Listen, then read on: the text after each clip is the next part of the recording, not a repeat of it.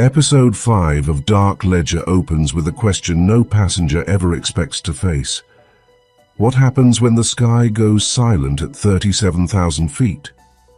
Tonight we unravel one of aviation's most chilling miracles, the night British Airways Flight 9 slipped into an invisible volcanic ash cloud and lost all 4 of its engines in the darkness above the Indian Ocean. This wasn't turbulence. This wasn't weather. This was total power failure.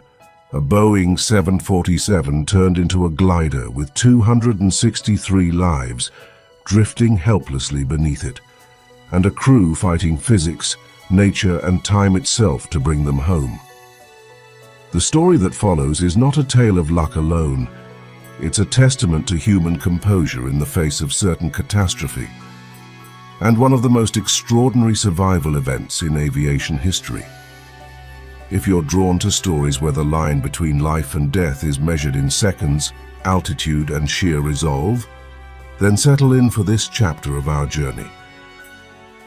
And before we begin the descent into one of the darkest nights ever recorded in commercial flight, make sure you subscribe so you never miss an episode of Dark Ledger, where we bring the most gripping true-life mysteries and survival stories straight to you.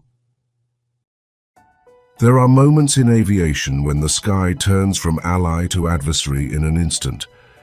Moments when a routine flight becomes a fight for survival, and when the unthinkable happens at a height where no human being can help themselves. On the night of June 24, 1982, British Airways Flight 9 crossed such a threshold. 37,000 feet above the Indian Ocean, in the quiet darkness between Kuala Lumpur and Perth, a Boeing 747 drifted into the invisible breath of a volcano. Over the next minutes, every engine on the aircraft would die, one after another, plunging 263 souls into a glide through blackness and ash, with no guarantee that the aircraft would ever fly again. This is the story of how they survived. A story of physics, volcanoes, human calm, and extraordinary luck. A story that the passengers would later call a miracle, and pilots would call one of the greatest displays of cockpit discipline ever recorded. Tonight, on Dark Ledger, we descend into the night sky of Flight 9. The night began uneventfully. The aircraft was named the City of Edinburgh, a 747-200 series, making the long, multi-stage trip from London to Auckland. At this point in the journey, it had already crossed continents, oceans, weather systems, and time zones. For the crew, this segment of the flight, Jakarta to Perth, was routine, almost a cool-down before the final hop to Auckland. In the cockpit sat Captain Eric Moody, a calm, experienced pilot known for his steadiness and understated presence. With him were First Officer Roger Greaves and Flight Engineer Barry Townley Freeman. Behind them, in the cabin, 248 passengers were settling into the quiet of a night flight. The seatbelt signs were off. Drinks had been served. A movie flickered across screens. The darkness outside was total. The aircraft was cruising well above any weather. To the passengers, nothing seemed unusual. But somewhere far below, unseen beneath the clouds and scattered moonlight, Mount Galunggung had awakened again.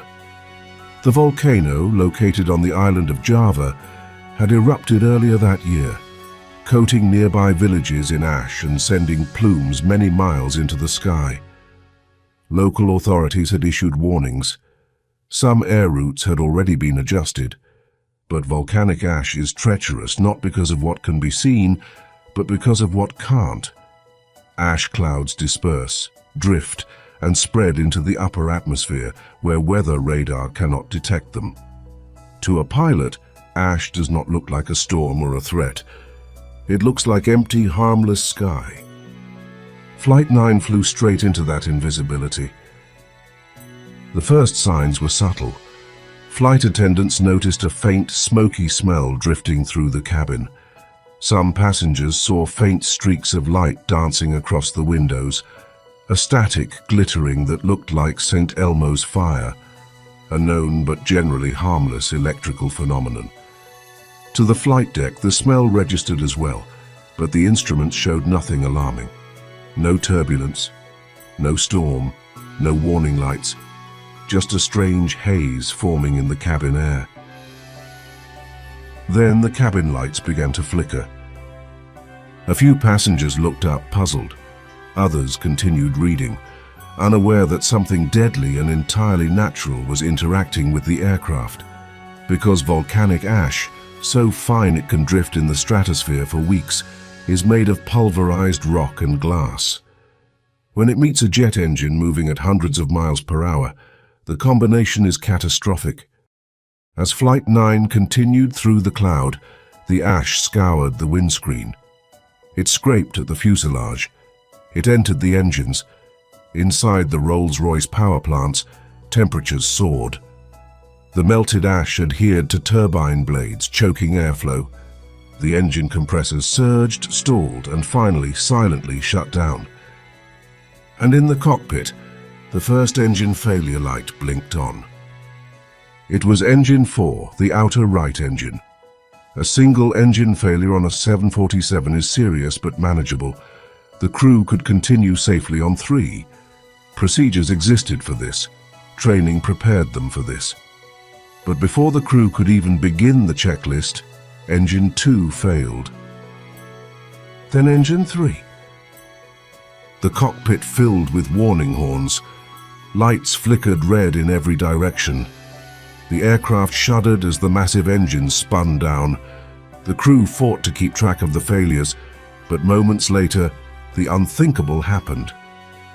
Engine 1, the last operating engine, failed. All 4 engines were dead. 37,000 feet up, British Airways Flight 9 became a glider. There are few events in aviation more rare or more terrifying than the total loss of thrust in a 4-engine aircraft. Yet in the cockpit, something extraordinary happened. Amid the alarms and the dimming power, amid the smell of smoke and the mounting disbelief, Captain Moody and his crew remained calm. Their training and discipline would become the anchor that kept the aircraft from plunging into chaos. The first step was to stabilize the glide. A 747 is not designed to glide, but like any aircraft, it can. At that altitude, with enough forward speed, it can travel roughly 15 miles horizontally for every mile of descent in ideal conditions. But Flight 9 was descending through ash, and conditions were far from ideal. Captain Moody pitched the nose forward to maintain speed and prevent a stall. He asked for the engine restart checklist. The crew initiated the engine relight process, but restarting a jet engine requires airflow, the right altitude, and the absence of the very thing that had caused the failure. And the ash cloud still surrounded them. Meanwhile, in the cabin, passengers felt the change immediately. The lights dimmed. The sound of engines, normally a constant hum, dropped abruptly into silence. Silence on an airliner is not a comforting thing. It is an absence, a void that tells even the inexperienced that something has gone dramatically wrong. Some passengers later said they could hear their hearts pounding louder than the aircraft. Others pressed call buttons, trying to summon crew who were themselves bracing for impact. Flight attendants walked the aisles with forced composure, telling passengers to remain calm. But calm is difficult to summon when you feel a 747 sinking beneath you in darkness. Through the windows, passengers saw a strange blue-white glow on the wings, an eerie electrical halo caused by ash, scraping and charging the air. One passenger wrote later that it looked like the plane was flying through a fireworks display. The pilots, unable to see outside, watched their altimeter unwind. 32,000 feet, 30,000, 28,000. They ran the restart procedure again, knowing that without engines they had only minutes before they would hit the sea. Captain Moody keyed the microphone and made one of the most famous announcements in aviation history. His tone was almost soothing. "Ladies and gentlemen, this is your captain. We have a small problem. All 4 engines have stopped. We are doing our damnedest to get them going again. I trust you are not in too much distress." Before we hear the rest of the story, take a moment to think about aviation management and safety as a career option. Globally, experienced workforce is a huge demand that can be met through a diploma in aviation management and safety through any reputed institutions, including eLearn College. Our diploma offers an online, immersive and comprehensive rundown of aviation management and safety standards.